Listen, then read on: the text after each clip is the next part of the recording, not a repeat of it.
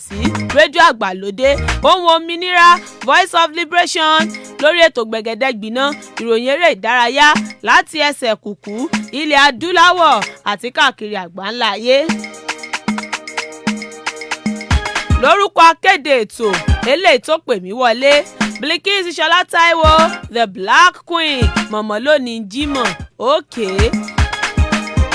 Victor Ozochena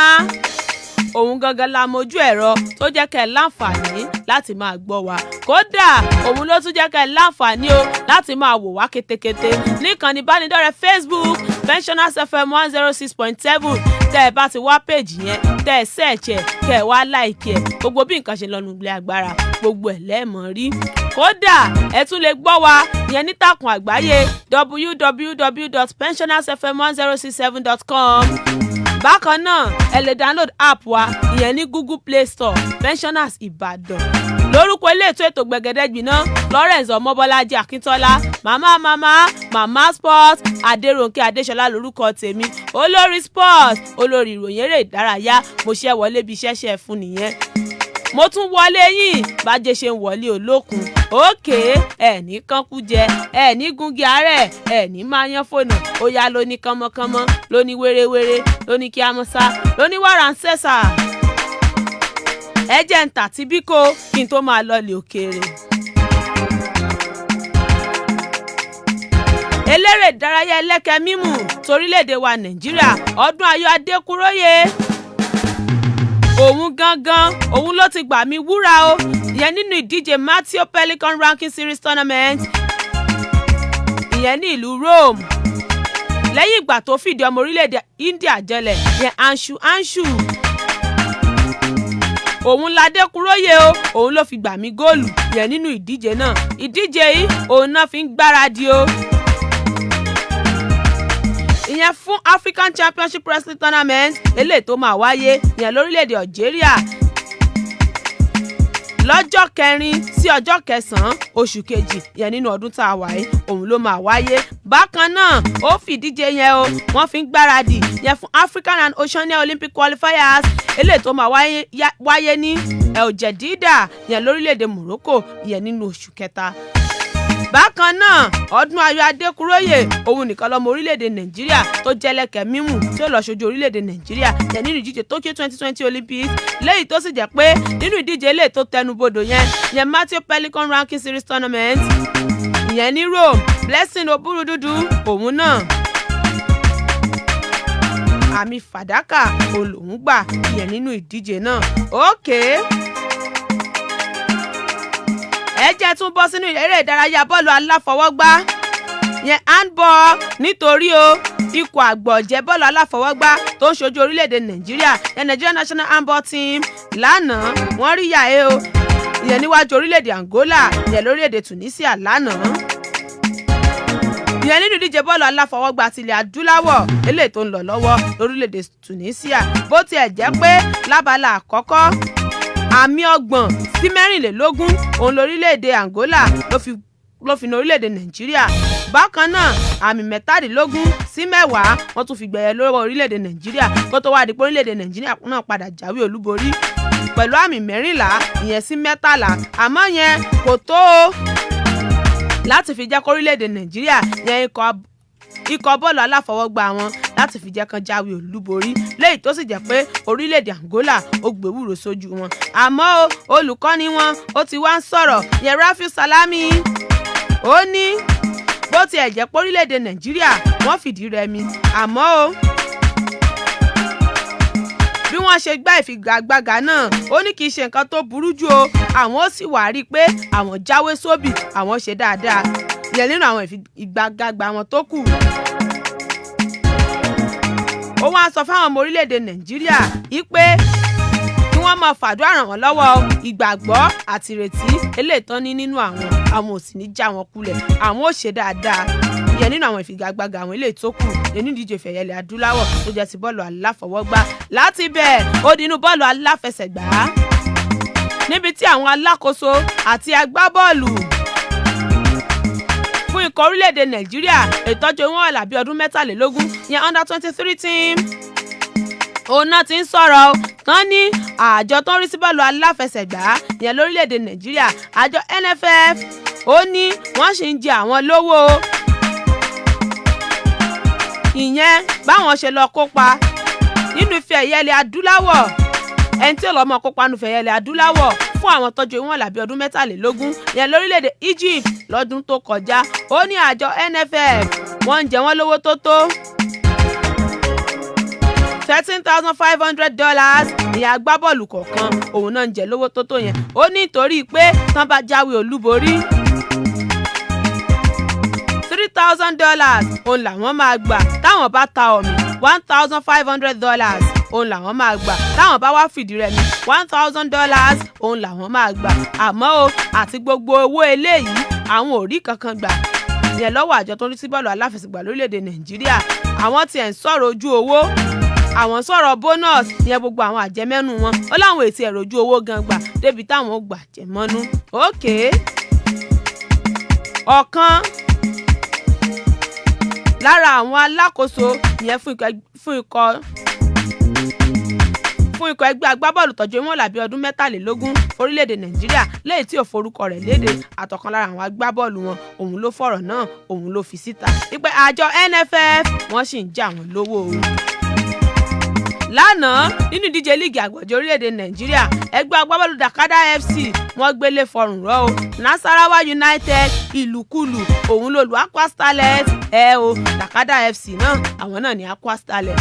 àmì ayò 3-0 òun ló fi gbẹ̀yẹ lọ́wọ́ wọn. láti bẹ̀ mo balẹ̀ sórílẹ̀-èdè Saudi Arabia yẹn nínú ìdíje Saudi King Cup ìpele kẹta sí àṣekágbá quarter final ọmọ orílẹ̀-èdè Nàìjíríà méjì náà jọ mọ́ kojú ara wọn nítorí ẹgbẹ́ agbábọ́ọ̀lù eléyìí tí John Ogu yẹn Al-Adala eléyìí tí John Ogu wà òun ni ó mọ kojú ẹgbẹ́ agbábọ́ọ̀lù eléyìí tí Ahmed Musawa yẹn Al-Nassr nínú ìdíje Saudi King Cup yẹn ní ìpele kẹta sí àṣekágbá ìyẹn lónìí. agbọ́wọ́ wájú nǹkan ẹgbẹ́ agbábọ́ọ̀lù Barcelona lóbìnrin Asisat Oshoala òun ló ti ń jẹ́ kó di mímọ̀ o wípé bí àjọ tó ń rí sí bọ́ọ̀lù aláfẹsẹ̀gbá lórílẹ̀‐èdè Nàìjíríà bí wọ́n ṣe fẹ́ gbàlejò ìdíje ife ẹ̀yẹ ilẹ̀ adúláwọ̀ tó jẹ́ ti tàwọn obìnrin yẹn tọdún tá a wà yìí ó ní kì í ṣe nǹkan tó burú o lẹ́yìn ìgbà tó orílẹ̀‐èdè Congo Brazzaville táwọn jáwọ́ ń bẹ̀ pé kò sówó eléyìí táwọn fi gbàlejò ìdíje náà Asisat Oshoala ó wá jẹ́ kó di mímọ̀ o ó ní ìgbésẹ̀ tó dáa òun làjọ tó ń rí sí bọ́ọ̀lù aláfẹsẹ̀gbá lórílẹ̀‐èdè Nàìjíríà gbé láti gbàlejò ìdíje náà. ó tún wá ń sọ̀rọ̀ ó ní lẹ́yìn ìgbà torílẹ̀-èdè Nàìjíríà tí wọ́n láǹfààní láti gbàlejò ìdíje ife ẹ̀yẹ ilẹ̀ àgbáyé ife ẹ̀yẹ àgbáyé tí tàwọn obìnrin tọ́jú ìwọ̀n àlàbí 20 ọdún ní Under 20 Women's World Cup.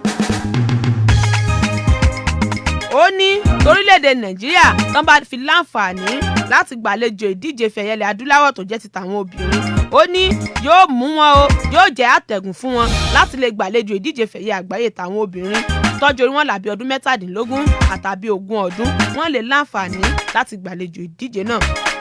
ó lóun wá gbàgbọ́ o wípé torílẹ̀-èdè Nàìjíríà bá fi lè gbàlejò ìdíje yìí nǹkan ńlá àtàṣeyọrí ńlá òun ni ó jẹ́ fún wa lẹ́yìn tó jẹ́ pa àjọ tó ń rí sí bọ́ọ̀lù aláfẹsẹ̀gbá lágbàáyé wọ́n gbà láti jẹ́ kó orílẹ̀-èdè Nàìjíríà ó mọ̀ gbàlejò àwọn ìdíje ọ̀hún lọ́lọ́kan òjọ̀kan. orílẹ̀-èdè Nàìjíríà sì rèé ìdíje ife ẹ̀yẹ ilẹ̀ adúláwọ̀ tó jẹ́ ti tàwọn obìnrin ní African Women's Cup of Nations ẹ̀ẹ̀mẹ́ta òun lórílẹ̀-èdè Nàìjíríà òun náà ti gbàlejò ìdíje náà. agbọ́wọ́ wájú fún ikọ̀ ẹgbẹ́ agbábọ́ọ̀lù Heracles ìyẹn lórílẹ̀‐èdè Netherlands ìyẹn Cyril Dessers lẹ́yìn tó lóun fẹ́ kópa fórílẹ̀‐èdè Nàìjíríà òun ló ti sọ̀rọ̀ ó ní jollof rice orílẹ̀‐èdè Nàìjíríà òun ló dùn jù nínú ìfọ̀rọ̀wánilẹ́nuwò eléyìí táwọn oníròyìn tán ṣe fọmọkùnrin náà ó ní ìrẹsì orílẹ̀‐èdè Nàìjíríà aládàpọ̀ aládàlú èyí tá à ń pè ní jollof rice ó lóun nífẹ̀ẹ́ sí gidi gan ni ó nítorí pé àwọn mọ̀lẹ́bí òun ìlú Èkó òun náà ti wá ó ní kódà ẹ lè pè òun lọ́mọ Èkó ó lólórin sìwọ̀n eléyìí tóun nífẹ̀ẹ́ sí ìyẹn lórílẹ̀‐èdè Nàìjíríà ó ní Wizkid ní òun nífẹ̀ẹ́ sórin rẹ̀ gan o. Serious Dessa ó ní bóun tún ṣe wá ń dàgbà bọ̀ Jẹ́jẹ́ Okocha àti Kanu ń wáko. Òun làwọn agbábọ́ọ̀lù orílẹ̀-èdè Nàìjíríà eléyìí tóun máa ń wò tóun fi ń ṣàwòkọ́ṣe nítorí pé òun nífẹ̀ẹ́ sí wọn gidi gan ni. Ó ní ìwúrí ńlá o àti ìdùnnú ńlá òun ló máa jẹ́ fún òun tóun bá fi lè ṣojú orílẹ̀-èdè Nàìjíríà tóun dẹ̀ kópa fún wọn. Ó lórúkọ tòun lẹ́yìn Serious Dessa eléyìí tán mọ òun sí orúkọ tó jẹ́ orúkọ àbísọ orílẹ̀-èdè Nàìjíríà lè tán fún òun ní Kọ́láwọlé. Tẹ́ ẹ bá ti rí agbọ́wọ́ iwájú ọ̀hún tẹ̀ nínú ikọ̀ Super Eagles láìpẹ́ ìyẹn Serious Dessa kí ẹ ti mọ̀ pé tó ń jẹ́ Kọ́láwọlé náà. Kódà lọ́wọ́lọ́wọ́ báyìí nínú líìgì orílẹ̀-èdè Netherlands òun la gbá bọ́ọ̀lù eléyìí tó mi àwọn jùlọ góò 12 ó dẹ̀ ṣèrànwọ́ 5 yẹn nínú líìgì àgbọ̀jẹ̀ orílẹ̀-èdè Netherlands òun la gbá bọ́ọ̀lù eléyìí tó mi àwọn jùlọ látàpá àbí. Brown Ideye òun náà ti mú góò rẹ̀ o gẹ́gẹ́ bí góò eléyìí tó dáa jùlọ yẹn fún ikọ̀ ẹgbẹ́ agbábọ́ọ̀lù Revolos NPS yẹn nínú ìdíje líìgì orílẹ̀-èdè Greek yẹn Greek Super League. Àwọn rẹ̀ òun náà mú gẹ́gẹ́ bí àwọn eléyìí tó dáa jùlọ yẹn fún oṣù kejìlá ọdún tó kọjá. Ó dínú ìdíje ẹ̀ṣẹ́ kíkàn ìfigagbága eléyìí tó máa wáyé láàrin Anthony Joshua àtọmọ orílẹ̀-èdè Bulgaria ìyẹn Kubrat Pulev. Òun ni Kubrat Pulev òun ló fi síta pé ó máa wáyé o ìyẹn ní Istanbul ìyẹn lórílẹ̀-èdè Turkey ìyẹn nínú oṣù karùn-ún.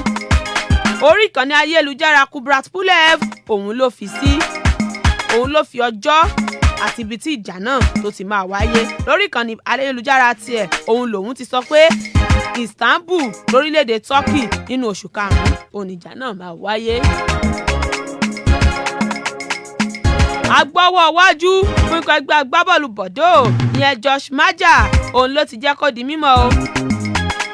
Ó ní kò sí nǹkan kan tó ṣe pé kóun mú orílẹ̀-èdè Nàìjíríà ṣáájú orílẹ̀-èdè England gẹ́gẹ́ bí orílẹ̀-èdè ilé tó wọ́n mọ̀ gbá bọ́ọ̀lù fún. Ó ní àǹfààní ńláńlá òun gan ló máa jẹ́ fún òun láti ṣojú orílẹ̀-èdè Nàìjíríà o kóun sì pọn kópa ìyẹn fún orílẹ̀-èdè Nàìjíríà. Ó ní wípé òun wà mọ́ orílẹ̀-èdè England yẹn ipò òun ti ṣiṣẹ́ kò sí nǹkan tó jọ bẹ́ẹ̀ bóun ṣe mọ́ orílẹ̀-èdè Nàìjíríà kò sí nǹkan kan òun ò ní wàhálà kankan o bóun ṣe mọ́ orílẹ̀-èdè Nàìjíríà gẹ́gẹ́ bí orílẹ̀-èdè eléyìí tó wọ́n mọ̀ kópa fún. Ókè ẹ jẹ́ ń fún yín lélẹ́yìí. Àwọn agbábọ́ọ̀lù 5 kan wà lẹ́yìn tó ṣeé ṣe kó jẹ́ pé lọ́dún 2020 yìí á rí wọn yẹn nínú ikọ̀ àgbọ̀jẹ̀ torílẹ̀-èdè Nàìjíríà yẹn ikọ̀ Super Eagles ó ṣeé ṣe ká rí àwọn agbábọ́ọ̀lù 5 tuntun ọ̀hún yẹn nínú ikọ̀ Super Eagles. Alákọ̀ọ́kọ́ ni Serious Dessa Kọ́láwọlé ọmọ ọdún 25 ní agbọ́wọ́ iwájú fún ikọ̀ ẹgbẹ́ agbábọ́ọ̀lù Heracles Almelo yẹn lórílẹ̀-èdè Netherlands. Agbábọ́ọ̀lù kejì ó ní Ove Ejaria ẹni ọdún 22 agbọ́wọ́ àárín fún ikọ̀ ẹgbẹ́ agbábọ́ọ̀lù Reading yẹn lórílẹ̀-èdè England ní. Agbábọ́ọ̀lù kẹta ó ní Eberechi Eze ẹni ọdún 21 agbọ́wọ́ àárín fún ikọ̀ ẹgbẹ́ agbábọ́ọ̀lù Queen Park Rangers ìyẹn lórílẹ̀-èdè England náà ní. Agbábọ́ọ̀lù kẹrin ó ní Sebastian Ozigwe ẹni ọdún 25 lòun náà ó jẹ́ aṣọ́lé fún ikọ̀ ẹgbẹ́ agbábọ́ọ̀lù SC Köln lórílẹ̀-èdè Switzerland lẹ́yìn tó sì jẹ́ pé agbábọ́ọ̀lù karùn-ún lẹ́yìn tó ṣeé ṣe kẹ́ẹ̀rí nínú ikọ̀ àgbọ̀jẹ̀ Super Eagles ìyẹn fọ́dún 2020 tá a wáyé. Chuba Akpon agbọ́wọ́ iwájú ni ikọ̀ ẹgbẹ́ agbábọ́ọ̀lù PAOK ìyẹn lórílẹ̀-èdè Greece ẹni ọdún 24 òun lòun ń tiẹ̀. Ókè ó dilẹ̀ òkèèrè. Nínú ìdíje Coppa Italia ìyẹn láṣàlẹ̀ àná ẹgbẹ́ agbábọ́ọ̀lù Roma ó ṣe aroma àyà ó ìyẹn fún ẹgbẹ́ agbábọ́ọ̀lù Parma àmì ayò 2-0 ni. Nínú ìdíje France Cup Pau ó fìyà jẹ Bordeaux àmì ayò 3-2 ni tó bá wá di lẹ́ni dédé aago 9 kọjá ìṣẹ́jú 5. Ẹgbẹ́ agbábọ́ọ̀lù US Granvillese àwọn àti Marseille náà jọmọ́ kojú ara wọn. Ìdíje Spanish La Liga òun náà wà lálẹ́ tèmi. Ẹgbẹ́ agbábọ́ọ̀lù Leganes àwọn àti Getafe náà jọ mọ́ kojú ara wọn ẹni ní ìdíje ní aago 9 òun náà mọ́ kojú ara wọn nínú ìdíje Spanish La Liga. German Bundesliga ní dédé aago 7:30 ìyẹn láṣálẹ́ tèmi. Schalke 04 àwọn àti Borussia Mönchengladbach náà jọ mọ̀ mú nǹkan lẹ̀.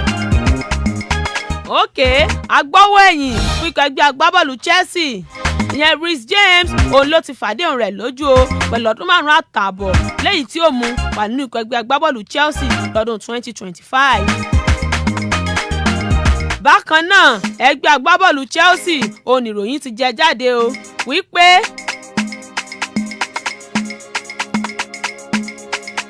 wọ́n ti ṣetán o láti gbé agbọ́wọ́ àárín ẹni ọdún 17 fún ikọ̀ ẹgbẹ́ agbábọ́ọ̀lù PSG ìyẹn Kezrut Atil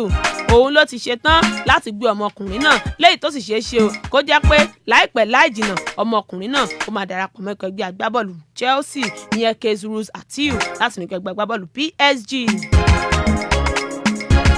Ẹgbẹ́ agbábọ́ọ̀lù Manchester United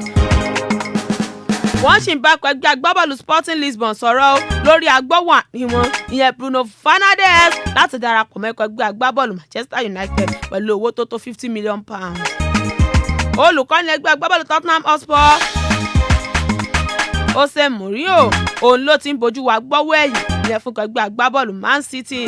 ìyẹn João Cancelo òun ló ti ń bójú wo ọmọkùnrin náà. Agbọ́wọ́ àárín fún ikọ̀ ẹgbẹ́ agbábọ́ọ̀lù Lille Boubacar Soumaré òun ló ti sọ̀rọ̀ wípé òun ó ṣe ìpinnu òun bóyá ikọ̀ ẹgbẹ́ agbábọ́ọ̀lù Manchester United àbí Chelsea òun lòun fẹ́ darapọ̀ mọ́ ìyẹn kí kátàkárà kó tó tẹnubodò. Olùkọ́ni ẹgbẹ́ agbábọ́ọ̀lù Arsenal òun ló ti fẹ̀sùn kan àjọ tó ń rí sí bọ́ọ̀lù aláfẹsẹ̀gbá lórílẹ̀‐èdè England ìyẹn FA ilẹ̀ England o yí pé ìdáàbòbò àwọn agbábọ́ọ̀lù òun kò tiẹ̀ jẹ wọ́n lógún bó ṣe jẹ́ pé ó ṣeé ṣe o kí ikọ̀ ẹgbẹ́ agbábọ́ọ̀lù Arsenal kan gbá àtúgbà ìdíje FA Cup ìyẹn lóṣù tó ń bọ̀. Àmọ́ o gbogbo ọ̀rọ̀ yìí òun làjọ FA òun làwọn náà máa jókòó sọ yẹn lọ́jọ́ ajé Monday lórí bó ṣe jẹ́ pé bóyá wọ́n yọ àtúgbà àwọn ìfẹsẹ̀wọnsẹ̀ eléyìí tó máa ń wáyé yẹn nínú ìdíje FA Cup. Wọ́n ní gbogbo ẹ̀ òun náà máa gbéyẹ̀wò yẹn lọ́jọ́ ajé nígbà tí àwọn ìgbìmọ̀ FA tán bá ń ṣe ìpàdé olóṣooṣù wọn tóṣù yìí eléyìí tó máa wáyé lọ́jọ́ ajé. Ẹgbẹ́ agbábọ́ọ̀lù Liverpool ó ní wọn ní lọ gbáradì o níbi tí oòrùn ti mú ìyẹn lóṣù kejì ọdún tá a wà yìí. Àmọ́ olùkọ́ni wọn Jurgen Klopp òun ti wá sọ̀rọ̀ ó ní òun lọ́gbọ́n míì eléyìí tóun fẹ́ dá òun ó fún àwọn agbábọ́ọ̀lù náà òun ó fún wọn láǹfààní láti lọ sinmi ọ̀sẹ̀ kan kí wọ́n má ṣègbáradì ìyẹn tó bá di oṣù tó ń bọ̀. Àwọn ẹgbẹ́ agbábọ́ọ̀lù ṣàǹkó ìyẹn nílẹ̀ Europe òun náà ti fẹ́ bá àjọ UEFA náà ti fẹ́ jọba àwọn tọwọ́ bọ̀wé o lórí bí wọ́n ṣe wá àtúnṣe àbí kí wọ́n sún àwọn ọjọ́ eléyìí tí wọ́n mọ̀ gbádìje UEFA Champions League tí wọ́n mọ̀ gbà síwájú láti fi àwọn ọjọ́ náà láti fẹ̀ lójú sí ìyẹn ní gbogbo sáà. Agbọ́wọ́ wájú fún ikọ̀ ẹgbẹ́ agbábọ́ọ̀lù Real Madrid ìyẹn Francisco Alarcón Isco òun ló ti jẹ́ kó di mímọ̀ ó lóun ò ní ìpinnu kankan eléyìí tóun fẹ́ ṣe ìyẹn lọ́jọ́ iwájú òun àmọ́ o bóun ò bá tiẹ̀ wá pinnu ó dí ẹ̀yìn ìgbà tí ìdíje Europe 2020 tó bá wáyé ẹ̀yìn ìgbà yẹn lòun tó wá mọ̀ bí orí ń bẹ́sẹ̀ rè.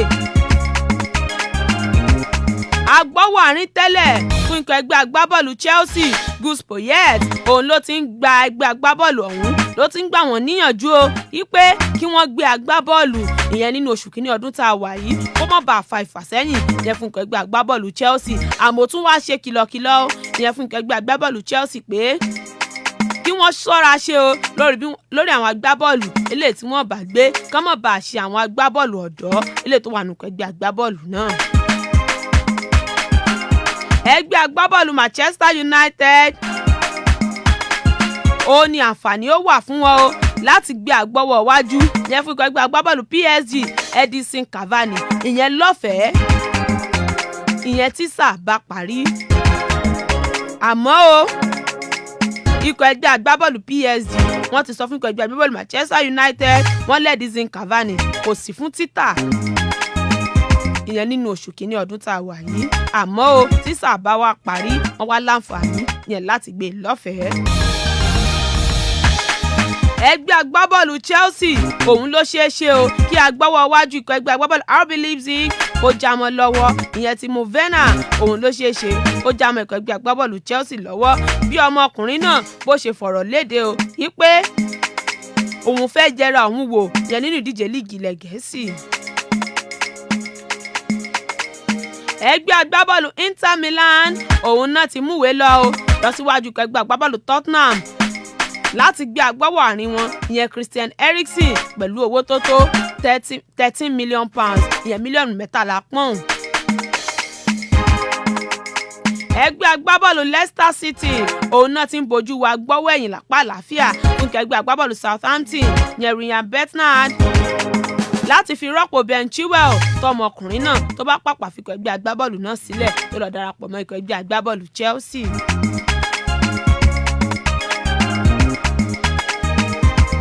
ẹgbẹ́ agbábọ́ọ̀lù Manchester City òun náà ti ń jẹ́ kó di mímọ̀ ipá àwọn òní tù kánná ìyẹn lọ́rùn Leroy Sane láti lọ sínú ẹgbẹ́ agbábọ́ọ̀lù Bayern Munich nítorí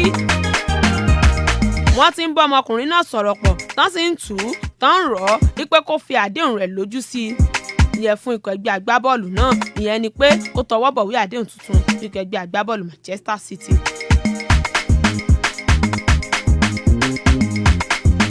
ògbóǹtarìgì níbi iṣẹ́ abẹ ṣíṣe ìyẹn lórílẹ̀‐èdè England kan òun ló ti jẹ́ kó di mímọ̀ o tó ti ń sọ fún agbáwọ̀ wájú fíkọ́ ẹgbẹ́ agbábọ́ọ̀lù Tottenham Hotspur ìyẹn Harry Kane yí pé kó mọ̀ tiẹ̀ wulẹ̀ rò ó pé kò lè kópa yẹn nínú ìdíje Euro 2020 kó mọ̀ tiẹ̀ rò pé òun fẹ́ kópa kò tiẹ̀ ṣàǹfààní fún ìyẹn láti kópa nítorí ìfarapa àti iṣẹ́ abẹ eléyìí tán ṣe fún un. olùkọ́ni ẹgbẹ́ agbábọ́ọ̀lù Barcelona Quique Setién ó ti ń jẹ́ kó di mímọ̀ ó ní nǹkan tó jẹ òun lógún jùlọ lákọ̀ọ́kọ́ bóun ṣe gbaṣẹ́ olùkọ́ni fún ẹgbẹ́ agbábọ́ọ̀lù Barcelona báyìí òun bóun ó ṣe rọ́pò agbọ́wọ́ wájú wọn ìyẹn Luis Suarez tóun ó sì wá gbá bọ́ọ̀lù èyí tó bá ta lẹ́nu tóun ó fi rọ́pò ọmọkùnrin náà òkè ó wu ní ká jẹran pẹ́ lẹ́nu ó fa ọ̀nà fún ìyẹn stubborn. títí ọ̀la táwọn máa pàdé lórí ètò Gbẹ̀gẹ̀dẹ̀ Gbiná. lórúkọ akéde ètò eléyìí tó pè mí wọlé Bilkis Ìṣọ̀lá Táíwò Black Queen Victor Uzochena òun ló jẹ́ kẹ́ láǹfààní láti wò wá ìyẹn níkànnì ìbánidọ́rẹ̀ẹ́ Facebook owó ẹ̀yẹ Daniel Tèmítọ́pẹ́ níkànnì ìbánidọ́rẹ̀ẹ́ Facebook àrọ́wọ́ yín Tèmítọ́pẹ́ Ọmọ́tọ̀ṣọ́ àrọ́wọ́ tìyín náà Ọlájùmọ̀kẹ́ Wáyídì Ọpẹ́yẹmí gbogbo wọn náà darapọ̀ mọ́ ìkànnì ìbánidọ́rẹ̀ẹ́ lójúwe Facebook ìyẹn sí Pensioners FM 106.7 ẹ̀yin náà ẹ láǹfààní láti máa wò bí gbogbo àwọn ètò ṣe ń lọ lọ́lẹ́kùn òjọ̀kan ẹ tún lè gbọ́ wa ní ìtàkùn àgbáyé www.pensionersfm1067.com ẹ dẹ̀ lè download app wa ìyẹn ní Google Play Store Pensioners Ìbàdàn. lórúkọ olóòtú ètò Gbẹ̀gẹ̀dẹ̀ Gbiná Florence Ọmọbọ́lájí Akíntọ́lá mama sport Adérónkẹ́ Adéṣọlá lórúkọ tèmi olórí sport 07081668661 lẹ́ẹ̀kan sí 07081668661 fún ìbéèrè ìkéde àti ìpolówó ọjà yẹn lórí ètò Gbẹ̀gẹ̀dẹ̀ Gbiná. òkè ẹ̀ẹ́nì kankú jẹ ẹ̀ẹ́nì gungi àárẹ̀ ẹ̀ẹ́nì máa yan fóònù èmi ti ń ga lọ nìyẹn nítorí pé mi ò fọ́ ó dàbọ̀.